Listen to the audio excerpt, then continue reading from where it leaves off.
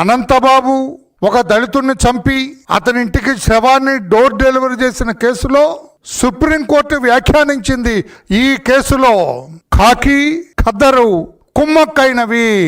కుమ్మక్కవటం వల్ల దళితులకు అన్యాయం జరిగింది. కేసు దర్యాప్తు సజావుగా సాగలేదు. పర్ఫెక్టరీ ఇన్వెస్టిగేషన్ జరిగింది. బాధ్యుల మీద చర్యలు తీసుకోండి అని చెప్పి ప్రభుత్వాన్ని ఆదేశించడం జరిగింది. వాట్ డస్ ఇట్ మీన్ అని చెప్పి అడుగుతున్నా. జగన్మోహన్ రెడ్డి గారు ఖాకీ ఖద్దరు కుమ్మక్కైందంటే, ఖద్దర్ అంటే మీరే కదా, ఆనాటి ముఖ్యమంత్రి మీరే కదా, ఖద్దర్కి రిప్రజెంటేటివ్ మీరే కదా. ఖద్దర్ అంటే రాజకీయ నాయకులని, రాజకీయ నాయకులు పెద్ద రాజకీయ నాయకుడు ఆ రోజున ముఖ్యమంత్రిగా మీరే కదా. మీరు పోలీసులు కుమ్మక్కయ్యారు.